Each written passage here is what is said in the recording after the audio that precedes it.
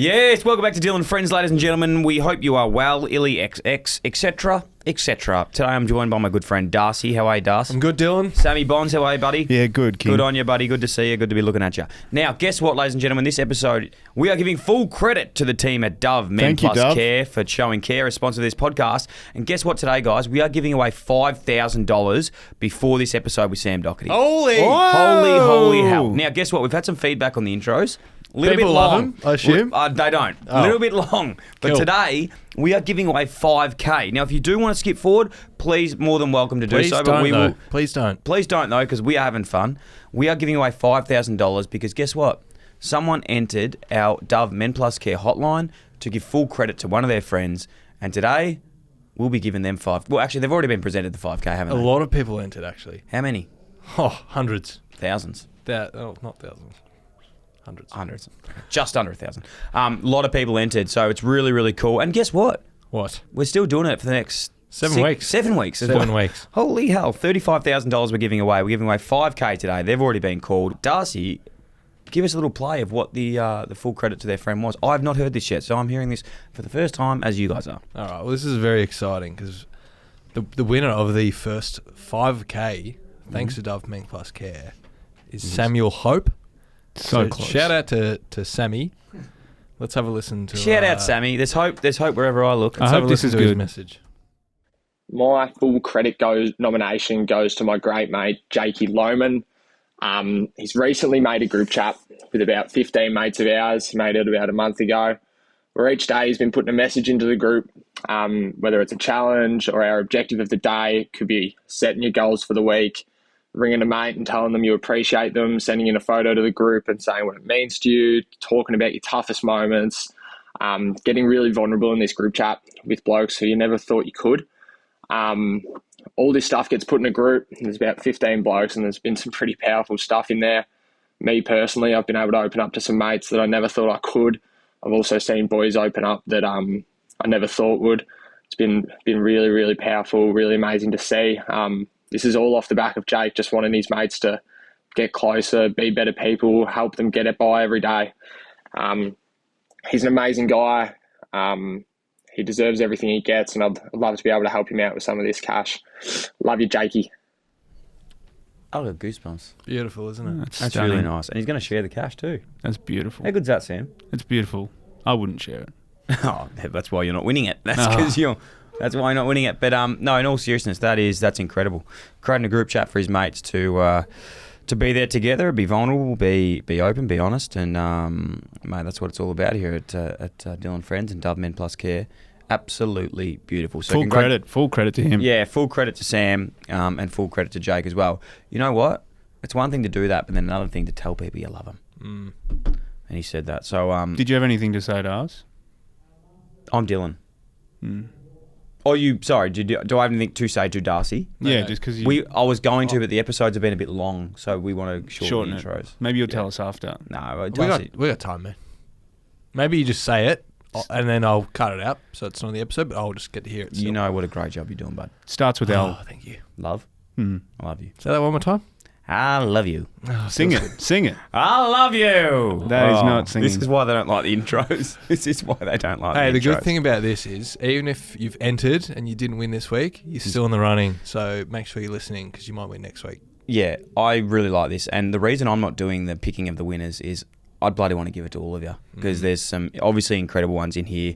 It's very hard to compare like for like. They are all so special in every way. But obviously there's only going to be 7 winners and Sam and Jake are the first of that. So very, very exciting. A massive thank you to Dove Men+Care for showing care as a sponsor to this podcast and obviously giving away some incredible amount of money for these people, which, you know, right, in this day and age, $5,000 is life-changing. So good to see what they do with it. Maybe they might put it in some blue stocks or maybe they'll put it into a bloody footy trip fund. Who knows? I'm sure they'll have fun at the end of the day. Darce, let's get on to this week's episode with Sam Docherty. Sam Docherty, we actually used to play together. Whereabouts? Carlton. Carlton Yeah, Footy both Club. used to play AFL. AFL. Yeah, both on the Wow. half-back flank. Wow, In the VFL, then he went to the seniors. special. That's not funny. Sam Docherty's an incredible man. I think we are well equipped. I think we are well versed in his story, Sam, would you say? Yeah, beautiful Yeah, story. well- Resilient story. Yeah. One of the most resilient, loving, caring people I've come to meet. And couldn't think of anyone better to have on the podcast today. Obviously, the catch-up series, check in with him, see how he's going, and see what's happening with him at the moment. But this episode is so jam-packed full of everything that sort of transpired over the last, 3-4 years. We've both become parents in one thing, but obviously in Sam's, he's had 3 bouts of cancer and the ACLs as well, which is absolutely. We wouldn't want anyone to go through one of those things, let alone all what he has been through. But the way he carries himself, the sheer determination and pig, I want to say in the best possible way, pig-headed attitude that nothing is going to get this guy down. Like, he's that determined. It's unbelievable to chat from him, and we speak about it all today. A little bit more behind the scenes about everything else that's actually been happening that he's never really spoken about before. So really hope you enjoy this episode. Really love this guy more than anything, and really proud to call him a friend. Proud to be sitting here with you guys. Beautiful. Okay. Love you guys. I felt forced. It wasn't. Okay, good. I will say this before we get into it. He's been on the guest 3 times now. Yes. This is his 3rd. The first episode we did was episode 10 with Paddy Cripps. That was in January the 24th, 2019. Worth listening back to? Probably not. I wouldn't go back and listen to that. And the episode, the second episode was episode 36 on the 27th of March 2020. That was over in Zoom, over in COVID. So it's been a long time since we've chatted. A lot of things have happened. And fun fact, that's not that fun, but when the first podcast we ever did, like a week after that, he did his first knee. So there's been a lot of things that have happened, as you can imagine, since. Tune into this episode. Love Sam Docherty. Love you all. Thank you so much to Dove. Thank you so much to everyone who's entered. And please make sure you keep entering, because we are still giving away $30,000 over the next 6 weeks. How are you, Samuel? Good, Dylan. You? Good to see you, my friend. It's Just saying how good you're looking.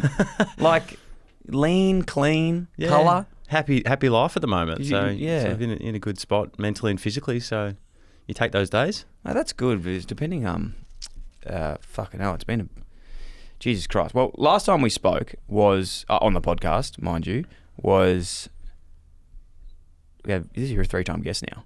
Yeah. Am I the first 3-time guest? No, there has been someone else. I can't think who else it might have been. Who is it, Darth? Emma Murray is OG. She's one of every your year. favourites. But I think, you know what? You actually could be the first 3-timer. Well, there you go. Yeah. It's pilot episode, and then a revisit, and then a long break, and then here we are again. Do you want to speak there? You're chatting with our good mate outside, Nick Butler, about he made a joke about with us starting a new series, because he feels, and maybe you feel, that whenever I'm doing something new, I always use you for the pilot episode. Well, it's not only you. Like I tend to be the pilot, one of the first few episodes for many of my friends when they're doing new things. So it's You've been one of them. Goz was one of them. I went on the Ben and Harry podcast as well as one of their first guests. Everyone just knows that you're easy guy to talk to, and that you won't really say no. I tend to say yes to my friends. So I'm a cheap cheap guest when you're starting out. Mate, it's been so last episode it's 1,566 days since our last chat on the pod. Mm-hmm. That was in COVID. It was on a laptop. Yeah. Do you remember that? Yeah, I do. I sat on my back deck. How weird is that? We were both in Melbourne, not allowed to leave, talking on computers. Yeah, bizarre time, to be honest. We were just talking off air, but I'd just been married. It feels so long ago since with what's gone on in my life since then. Those 1,500 days seems like I've packed a lot of crap into it, to be honest. But you haven't really you haven't slowed down. No, I haven't been able to put my head above water and breathe just yet. But no, it's amazing what happens in such a relatively short period of time. We'll get to you in a minute, but just speaking of your wedding, which was I think hands down one of the best nights of my life. That was pre just world getting a little bit strange for that period. How's your auntie? She okay? Yeah. She recovered? Nah, still concussed. I'm sure that there'll be some overlay here, but at my wedding, Dyl decided he was going to do breakdancing, and he booted my auntie over. Yeah, and we did say this in the last episode.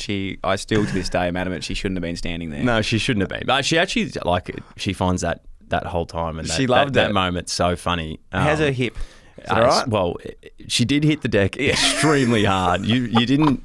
It's very like you, I should say. You don't do things in halves. So when you said I was breakdancing, you wanted everyone to clear the clear the floor. break dancing and break my breaking, auntie dancing. Yeah. No, we were just talking about it off air.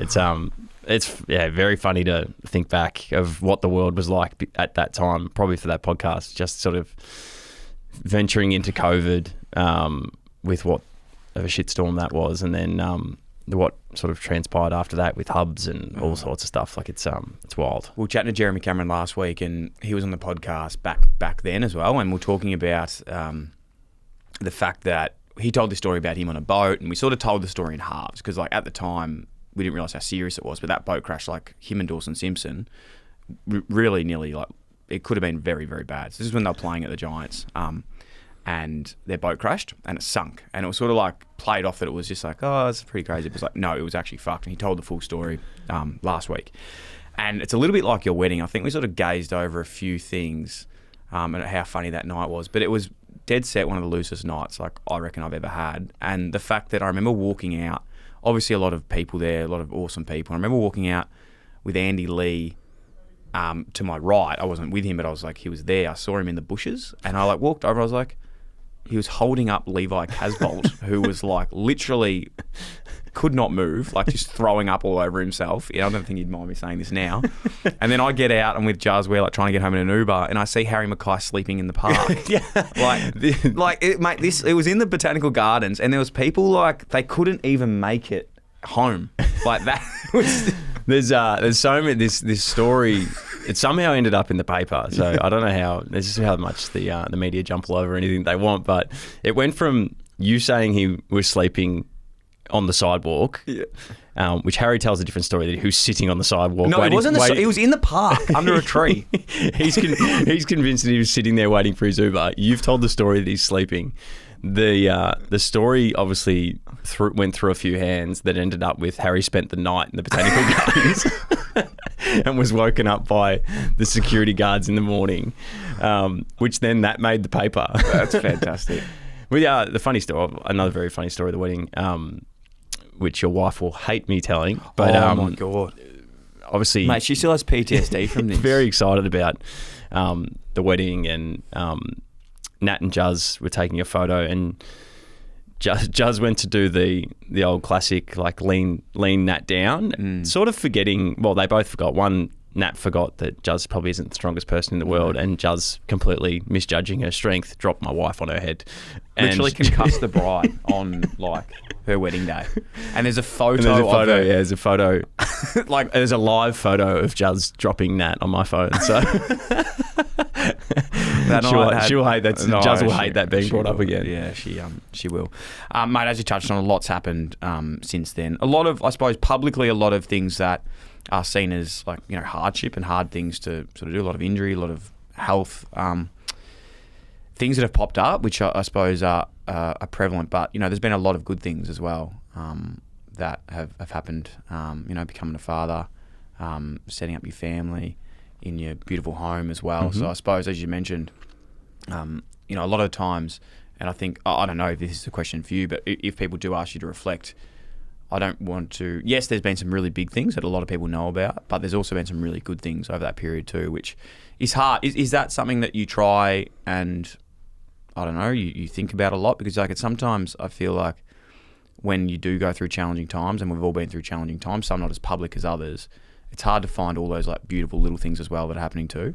Yeah, and I speak a lot about the challenges I've gone through in my life anyway, but there tends to be a positive out of most of the challenges that happen in your life anyway, in terms of the way you change and think. And I've spoken a lot about how since the last episode we had, I've obviously had three cancer bouts, one chemo, 2 surgeries, and then another ACL plus another bunch of surgeries. But the cancer stuff has given me so much purpose in my life. now a board member of the Peter Mac Foundation. Through that, we ended up doing the game this year, and that moment was pretty special to me to be able to organise a lot of that. As you said, had my first child, which was crazy when we're going through chemo, we're sorting out IVF stuff, and then the blessing of having her after that journey, unbelievable. It's the best thing you can do is be a dad, and loving watching her grow up.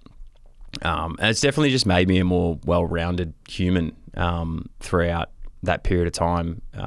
As you said at the start, I'm looking healthy. I genuinely am very happy with where my life's at, and although I seem to not get too much luck, it doesn't change the fact that I live a very good life. I'm very blessed with what I get to do as a human in my life in terms of my work and my personal life, and there's lots of good things happening. So I tend to try and hold on to those more than I do the unlucky nature of the life events that I get. But I maybe through going through a lot of them, I tend to have a more positive outlook in terms of knowing that something will happen and something positive will happen from all of that's happened. So I tend to hold on to that and know that although it might be hard at times, it's going to make you a better person, better husband, better partner, better brother, son, whatever. So and I sit here today pretty proud of the person that I am, and always looking to grow and be a better person, but pretty happy with where I'm at. Yeah, man, I'm proud of you. As a friend, I think it's I've said this to you. I hope I've said this to you enough, but how much you inspire me. And when it's hard to even say this, but when you're going through these things, just the way that I often think about you in my weeks and days, just going not from a point of definitely not from a point of pity or anything. It's more when I think of it of. A lot of people say things happen for reasons. I hate that quote. I just don't align with it. I love the quote of it's not what happens, it's how you react to it. And if that quote was in a form of writing in a book, I think it would have a picture of you next to it. And I think that's what I love about seeing your journey over the last few years. It's like, it's just, this has happened. Yeah, let's be upset for a little bit and make sure we grieve and things happen, but then let's move on and what can happen from this next. Was that... And I think I know the answer to this, but has that been a trend, or do you think it's something you've gotten better at through facing adversity, that you've been able to actually grow from it each time, or does it get harder each time? It's funny that the two things that you mentioned are probably two of the biggest. I know you hate one and you like one, but they're probably the two things. My mum has always drilled into me that everything happens for a reason, and whether it's a bit spiritual or whatever, but like I do believe that everyone has a path to go in their life, and whatever reason people have their own individual path, it's meant to be. And I think that what I take from that is everything that's happened in my life has had a reason, because I've always had something come out of it and something change me on the other end. As you said, it doesn't make going through any of the things very easy, and that process of grieving and self-pity still occurs. Like, as much as I talk about trying to get out of that as fast as you can, I still have days. When I'm finding these things out, they're not fun days. But what I think I've got really good at is what your second point was, is through footy, probably we get really drilled into control what you can control, and you've probably heard that across your career as well. But from a footy sense, but from a life sense as well, there's a lot of stuff that you just have no control over that happens in your life. But if you want control, you can only control of how you act and how you react off that. And that's probably been my biggest thing over probably the last 3 or 4 years, when I've really got to understand that concept, is I have no control over what happens with my health, with my knees, whatever. Like I don't get to control that part of it. What I do get to control is when these things happen, I can control my mindset, my mood, when I'm speaking to people, how I present. Like that, they're things that I have control over, which gives me a sense of like control of my life.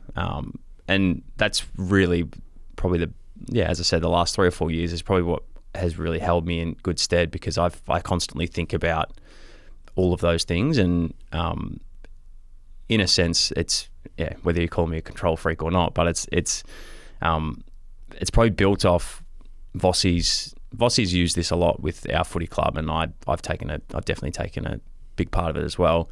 But write your own story. It's the same sort of sentiment. It's you can let other people write your story, which you have no control over, or you can take the pen and write your own version of it, and you control what is said, what is written. And I guess that's probably been how I've tried to do it, which is part of the reason why it's small things, but like I've announced, when I've had health issues, I've announced them myself on my own social medias, and that's in attempt to be able to gain control of the narrative of where my life and where my career and everything is going. And I found that a really important step of sort of, as you said, grieving, but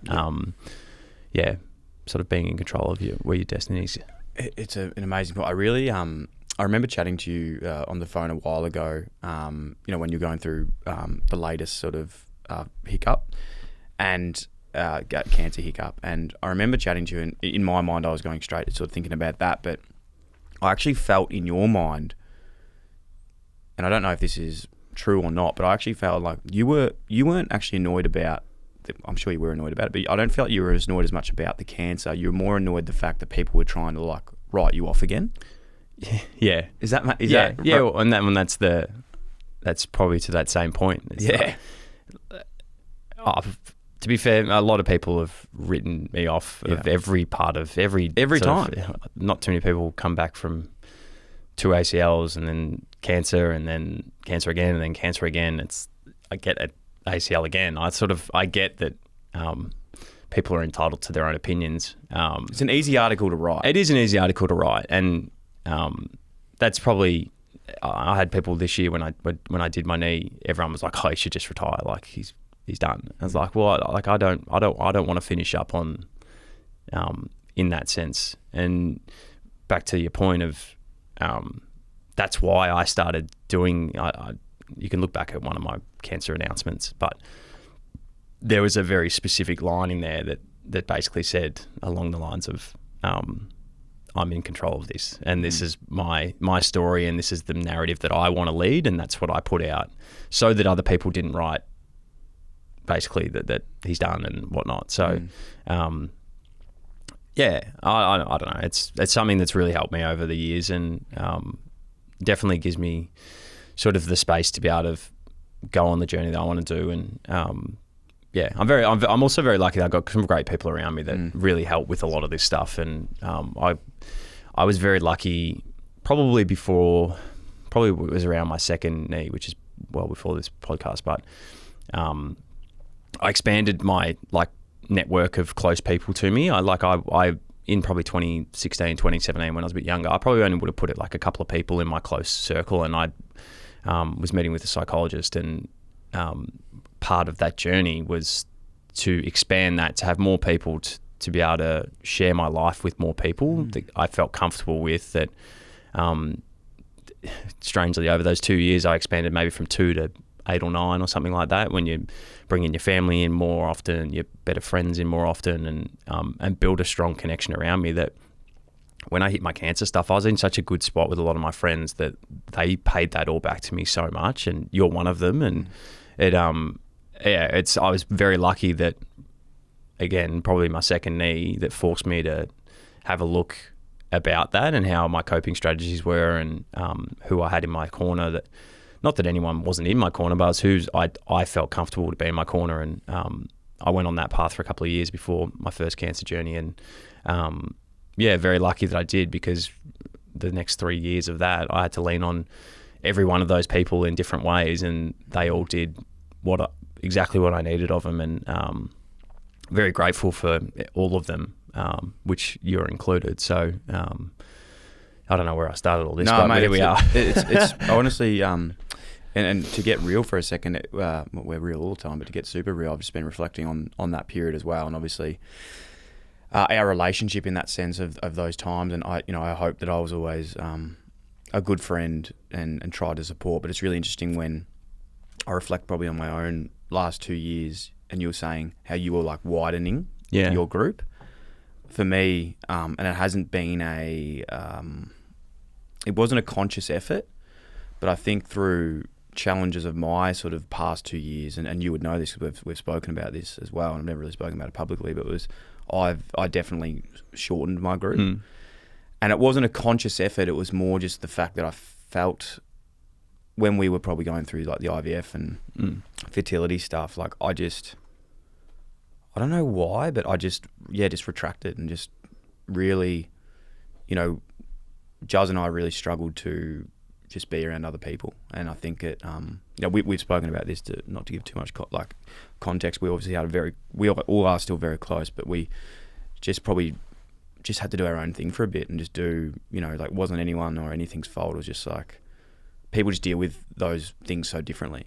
And I think from someone like me that maybe opposite to you, I had such a wide net and had so much support that I almost just needed to close it a little bit, whereas you had such a small net and then you learnt by having more people it actually helped. Yeah, it's a weird journey, isn't it? It is, and it's somewhat. I'm not going to talk like I'm a mental health expert on here, but like some things are protection mechanisms and some are coping mechanisms. Like they're sort of somewhat different in my mind. It's like when you're coping with something, sometimes you need to protect yourself, and by doing that you can go inward. But I know you speak a lot about this. You're very big in your mental health stuff, but like being able to share the burden with other people is a big part of what friendship's about, and not so much just for you, but it's for the others. So like if I, on my examples, if I piled absolutely everything on Nat, that would that's a lot, and it is already a lot on her anyway because she's my wife and she has to deal with most of it. But if I just went to her for everything, like it would be just completely overwhelming. So being able to have other people to connect in on and use to not use, that's not the right word, but to help when the time's right. And it doesn't mean you go and spill your guts to absolutely everyone. That's not the point. But different friends play different roles, and some are frequent, some are infrequent, some are not as much. Like one of my best mates, Lockie Henderson, now lives in the Gold Coast. But we don't talk every day, but when we talk about the right things and check in on each other and know that each other, if whatever happened in life, at a drop of the hat, we'd be going either way. So it's not to. I'm not saying get 15 friends that you talk to every single day and tell everything to all the time, but it's about building that network of people that if you need them and when you need them, they'd be there in a heartbeat. So no, you couldn't have put it any better. I just think that it shows that there's so many ways and situations that you can deal with different things. And when you over these past sort of 2 to 3 years, I've definitely learned a lot about how I personally deal with things and what needs to improve in that sense versus seeing how other people deal with things. And even my wife, with Juz, she's definitely in that situation. Any situation I found that she likes to talk to people, whereas sometimes I just feel better just doing it. I don't know. It's weird. It's a weird situation that's there, because I think sometimes I'm so like, I'm definitely not preaching anything for anyone, and the reason for this podcast is for young males especially to continue catching up and checking in with mates. And I think that, as you mentioned before, with someone like Lockie Henderson, who's one of your best mates, you don't speak to each other every day, it doesn't mean you still can't have those relationships where you check in with them. And I think we can manifest something sometimes in our head so much. If you haven't checked in with someone, sometimes you think, oh fuck, they don't like me anymore, they've got something else going on, they don't want to chat. It's like, man, we're all living our own lives. Like, pick up the phone, check in, have a good. You can have these relationships without having to fucking Snapchat each other every 2 seconds. Yeah, and often those are the ones that they're true relationships that you don't need to try. there's no constant need of feedback and communication. That your best friends are the ones that, as I said, that if and when things go wrong, or they're there, and if and when things go right, they're there to celebrate it as well. It's I don't know, it doesn't seem to me too much more than that, but as you said, everyone's so different and everyone's on their own journeys, and what works for me now might not work for me in 3 years. So what works for you now might not work for you in 3 years. And I think that evolution of continually trying to work on yourself and understand what your grieving mechanisms are, what your coping mechanisms are. Where do you go when things get stressful, and understanding yourself, and then being able to pick the right thing for you at that moment is, in a sense, that's the superpower. There's no one size fits all. There's no one situation that fits all. Like everyone goes through different stuff on varying levels, and some can be the hardest thing. Someone could, I don't know, get a bad cancer diagnosis. That's the hardest thing they've ever gone through. Or someone could break their arm, and that's the hardest thing they ever go through. But every time you go through something different, or something that hits your new maximum, that's a new level for you, and that's a new understanding of yourself. And I always try and say, because I always get a bit of not the pity, I wouldn't say that, but the people compare their issue to mine and then be like, well, I really shouldn't be complaining to you. And I was like, well, I don't think that's it's relative. Correct. It's like what you're going through is completely relative to yourself, and you're learning about yourself in a new way, whether it's on what I deem as a large scale or not. It's still a big thing for every individual. So my message would be like a bit of it is take the time to actually start to understand yourself, and take the time to find new solutions and learn new things. And it's exactly what sort of we're doing here. We're doing a podcast about checking in on mates and your mental health. So it's a journey. If you want to take, it will help you, but it's ongoing. It's not a 2-week thing you learn about and you feel like you're winning. So you spoke about earlier about being at the club, obviously having Nat in your life, Ruby as well, but then friends, family, mentors outside of footy, and that sort of building up that relationship and support network around you. Dove Men+Care, I know you use deodorant? Or you don't like? Feels like just a massive I do use deodorant. Oh, that's good. Yeah, good. I do. Okay, well, Dove Men+Care. I try to use skincare. My wife tells me every day I need to use more of it. But yeah, good. Well, we love that here, and we'll get you a couple cans because the boys have been saying maybe you should start using a bit more.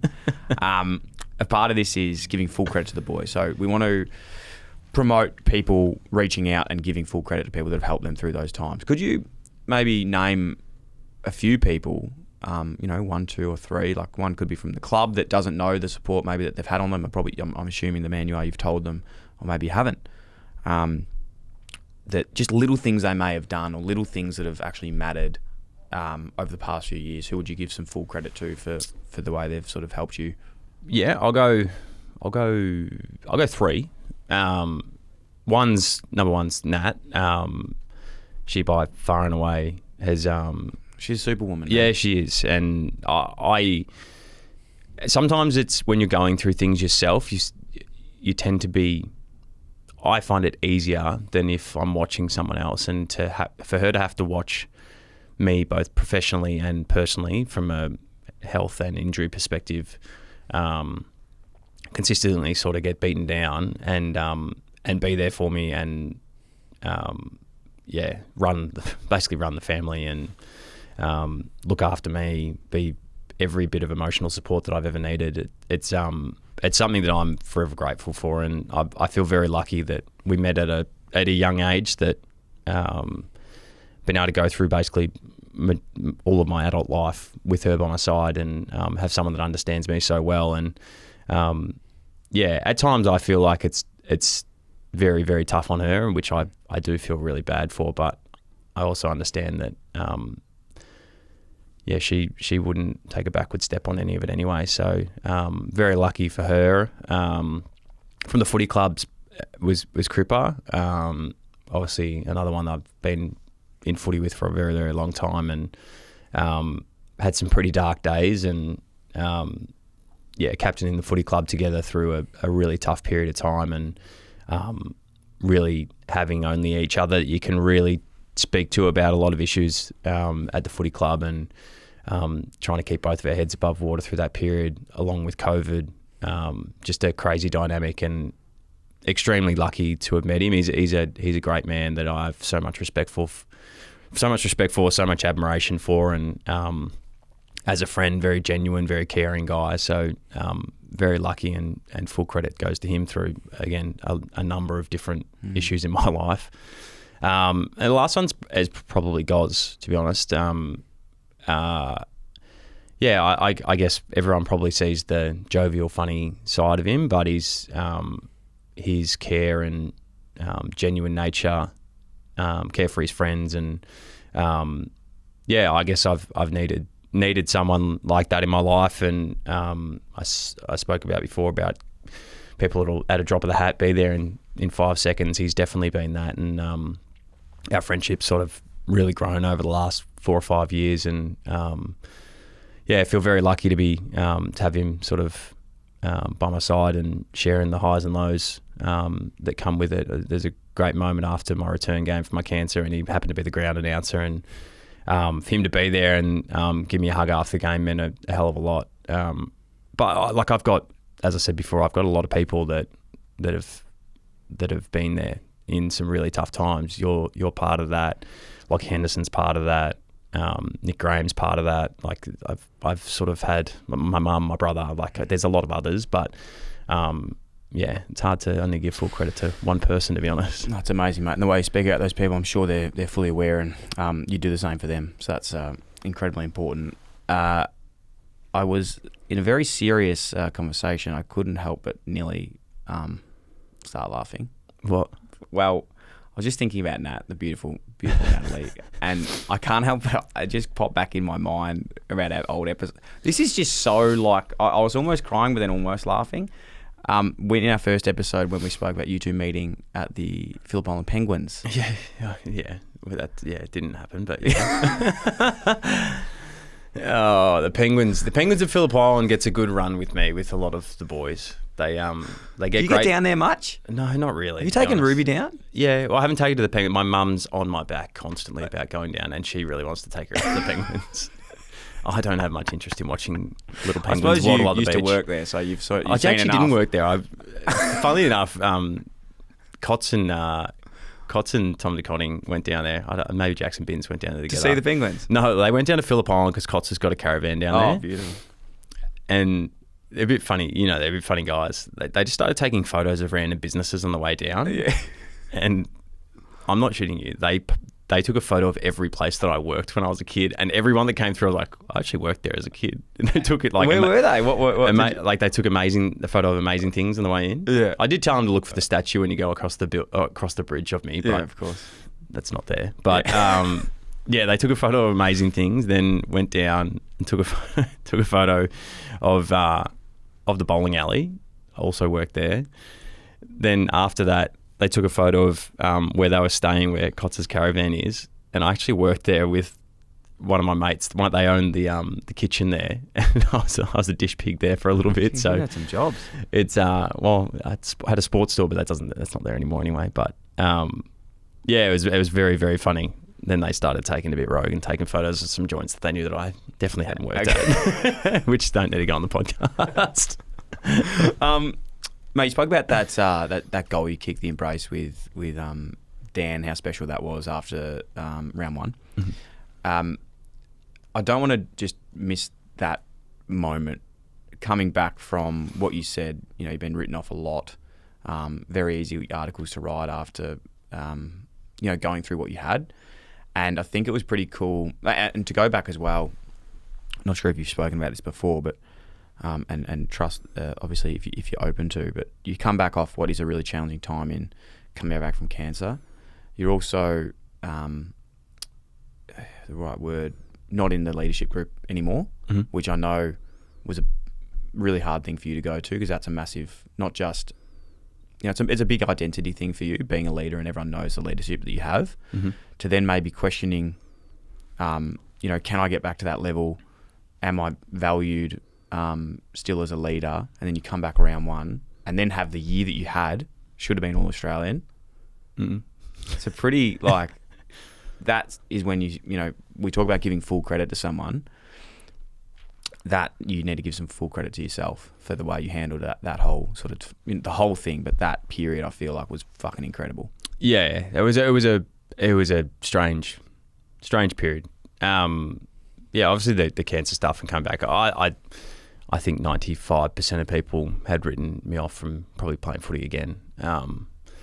I hadn't, and but yeah, as you said about the leadership group and not so much the captaincy. Like I probably wasn't in the position to captain the footy club, and give everything. Given that I had to focus so much on myself at that time, I did want to be in the leadership group, and for whatever reason, some people at the club decided that wasn't the case, and I didn't agree with it, which is fine. That's part of being a good leader, is being able to stand for what you stand for, and for them to stand where they stand.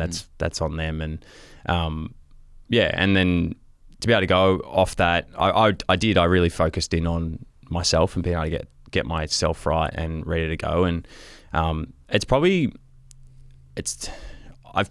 learnt over the few years that my standing in the footy club is the same regardless of where I am, and I value what I bring to the group really highly, and it has taken a little bit of time to be able to work my way through that and understand what it looks like, and but I sit really comfortably with the role that I play within the club and the role that I play to some of my really good friends who are the leaders of the footy club from a title perspective in terms of Cripper, Walshy, Cripper and Charlie, and my experience and knowledge of leadership is really helpful for those guys, and I play a big role in the background, but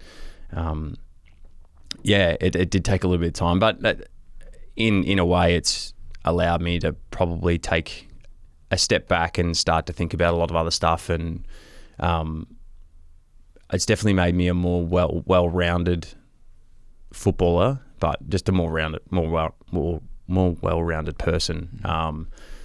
I've been able to really develop off the field, probably because I just don't think about footy as much, whether that's a leadership thing or it's just coincidental that's happened. A lot of things happen in my life that have allowed me to take a step back mentally from the game a bit, but I sort of never have any doubt that when I play I'll be good enough. That's probably not in my mind. I feel like if I get myself in a good position that I'm good enough to play at the level, and I hope that doesn't come across too arrogant. Mate, I laugh because it's incredible. Like, I just love, and you are good enough, obviously, but you've always had that, and it's something that I've really admired about. Really admired. Yeah, and a bit of it is,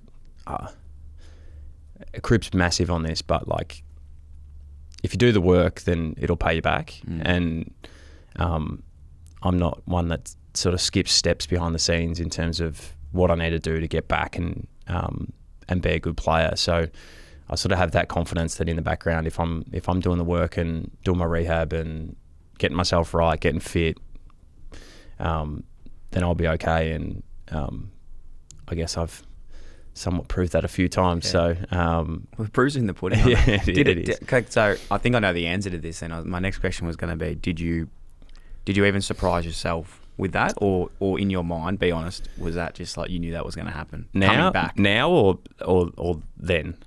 Because I think they're two different answers. Okay, well, give me both. Then, no surprise. You were just like, this is going to happen. I was just going to do it. Yeah, in my mind, that's where I was at. You know, that gets me excited. Whereas now looking back, you go, wow. I go, I actually look back, especially my cancer stuff. Like I went from being 8 or 9 kilos underweight, wasn't allowed to run until I got my weight back on, which is basically I didn't do a metre of running other than my stupid running when I was in chemo. But I was basically at ground zero, didn't run until late December, and then from late December of no running to playing AFL in like 3 months is like, you shouldn't be able to do that, really. I still don't really know how I did it. And I did a calf in there. So it's like, it's not like it was just a smooth sail and I got everything right. Like right in the middle of it, I managed to do my calf and missed about 2 weeks of training. So, not sure. So there's my answers. At the time, in my mind, there was no way I wasn't playing. But what confidence now does that give you for what's ahead in 2025? Yeah, I have no doubt that I'll come back and still be able to play at a really high level. Yeah, I'm not a betting man, but if the market's open for Australia in 2025, I would be. Darcy, we might have to break our betting ban. Yeah, I think we're on. Mate, I don't really have a position anymore, so it's a bit hard to make any teams. Oh, mate, they got to bring the license back. Do you remember the license in juniors? What's the license to play wherever you want? Yeah, just the license. I feel like Nick Dacos got the license. He has got the license. You should get the license. No, I'm maybe a little bit too old for the license. No, definitely not. Mate, just incredible today. I really appreciate everything. I was just thinking, though, it'd be remiss of us not to talk about, just from a holistic point of view, of not just footy and not just these situations, I suppose, but like, where's your... You know, I look at this sitting back now and I'm out of the game and, well and truly, but I think about like what you've got to offer as a footballer. I know how much you love footy and you want to get back and win a premiership and do all those things, which I have no doubt in my mind that you'll do. But what excites me is what's now, and I'm definitely not writing you off. Okay, I am saying that's there, but I'm excited for your next chapter, I suppose. Once you have ticked off all those boxes in footy and sail off onto the sunset with that premiership medal and probably a Brownlow and whatever else it is. What have you given thought to the impact that you're already having, but has it opened your eyes to the impact that you can have outside of the game as well, and what you want to get to? Like, is there something that you've got in mind of what you're thinking about, what you want to do, or like there's going to be a book. Yeah, it's going to have a few chapters. I'm actually in a process. I was very lucky to meet someone through Carlton that's somewhat like, he's like a career coach. Okay. And we're just working through at the moment. I'll just move on from that. No, yeah. I'm in the process of starting to just figure out where to next. I was when I was 26, man, I was so set that I was going to coach. I remember almost when I got delisted saying to you, all right, man, I'm going to hold on a shitty job for like 5 or 6 years, and then I need you to come as a senior coach, and then I'll come and be the runner or the development coach. That was sort of like my plan, was hedging off you becoming a coach. So I'm happy that I've sort of worked out a few things behind. You're probably lucky, because that was, it wouldn't happen these days. Okay. Thank God. I think, I was, it's just as life goes on, you mature, you have different interests. And so I'm in the process at the moment, just exploring about industries that might be options, and starting to get a bit more of a roadmap of like, okay, let's start to pick the idea about where I want to go next, and start to put in some steps about some more education and work experience in that space. I'm in a good spot I'm nearly finished my Bachelor of Business. I'm on the board of Peter Mac. It's pretty cool. It is cool. And the Peter Mac Foundation, I should say, not the Peter Mac, there's two different things. But like I've had some great experience. I was a board member of the PA for a while. So I'm in a good spot in terms of where I'm at. For me, it's about picking what I'm going to be passionate about next. I do always preface when people ask me what I'm going to do next, is you always want to do something that you love and that you're passionate about. And when you're in footy, sometimes it is hard to see past footy as a job until it's sort of taken away, in a sense, because I do what I'm passionate about and what I love now. So be able to see past that is somewhat a little bit difficult, but I think there's so many different ways I can go from a professional sense, and choosing the right path. For me, probably won't be picking the forever job straight away. It'll be picking something that is going to upskill me to be able to get to where I want to go in 5 to 10 years. Cool. And working through that at the moment, it's pretty cool. It's a bit daunting at times, because you sort of only know footy, but I do want to step out of footy for a little bit. But there's all sorts of stuff. Like, I'll probably do some speaking, hopefully write a book. Well, not write the book, but No, you never know. have a book. Yeah, okay. Use this. Your career advisor can use this one as well. You can pass this on to him. Yeah. My quote around this, and believe me, I didn't have the luxury of having a career coach, but it was, you don't find out what you want to do. You find out what you don't want to do. Yeah. And that's actually I like that one, and I'm trademarking it because I feel like you've got to just try as much shit, realize you don't want to do it, and then you'll finally end up where you are. So I'm not giving you this advice, I'm just talking to anyone out there. Make as many moves as you can, try as much shit as you can, and it's just a process of elimination to keep finding that one thing. Because the more shit you do, you'll just get closer to where you want to be. Yeah. And that's in essence, that's the plan at the moment. Yeah, so... You're trademarking that one. I've tried. It's actually nice you didn't butcher a quote. It's probably because it's your own. Yeah. Yeah, it is true. Mate, that's incredible. I'm so excited for the next sort of couple of years for you with Nat and Rubes and whatever else is coming there. I'm excited for getting back into football this season. I must ask about the team actually now. Like, fuck, they're going pretty well. They are going pretty well. We didn't play very well on the weekend. No, against the Giants. No, they were very good on the weekend, the Giants. We were not so good. Yeah. But you know what? This time of year, I do say this a little bit. It's okay to drop one if you're in a good position because it sort of gives you that little refresh going into the back season of the year. Well, it definitely gave us a look at... Reality check, well, maybe? Just when we don't play our way, yeah, what happens? Yeah. And that's not taking away from the Giants because they were very, very good in what they did for the 3 quarters that they played really well, but we're pretty poor on what we usually put up. Who do you think's helped shift the team a little bit this year forward from last year? What's changed in 2022? 2022. Sorry. Wow, I was thinking about 2022 because that was the reminisce episode. I think 2020. Maybe it was 2020. I think I'm starting to lose it a little bit. Let's get there.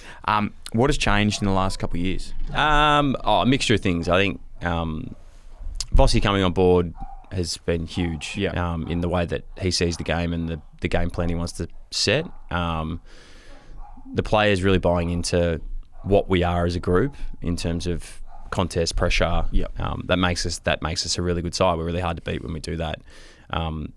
This year's been every year's interesting, but this year's been interesting because we added some layers into our game over the pre-season in terms of our turnover, being able to punish teams off turnover, which has actually been pretty good this year. But we're sort of in a process of blending it all together. And the 2 weeks prior to on the weekend, we probably played our 2 best games of the year in terms of the way that we want to play our footy. And then, as we just spoke about, we had a good look at when we sort of deviate a little bit from that on the weekend, it can get ugly against anyone. So, a good lesson on the weekend to double down on who we are as a group and what we need to bring on a weekly basis to be a really hard team to play against. Doesn't guarantee wins, but it guarantees that it's going to be a tough game from our end.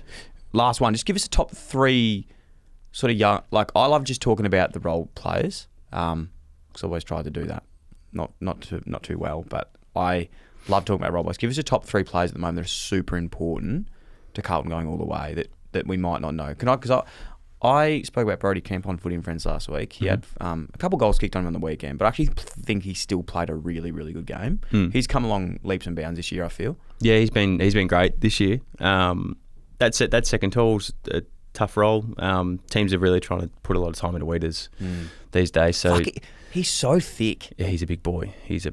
But teams put a lot of time into him. So often, Kempy gets probably the best forward. Yeah, because other teams.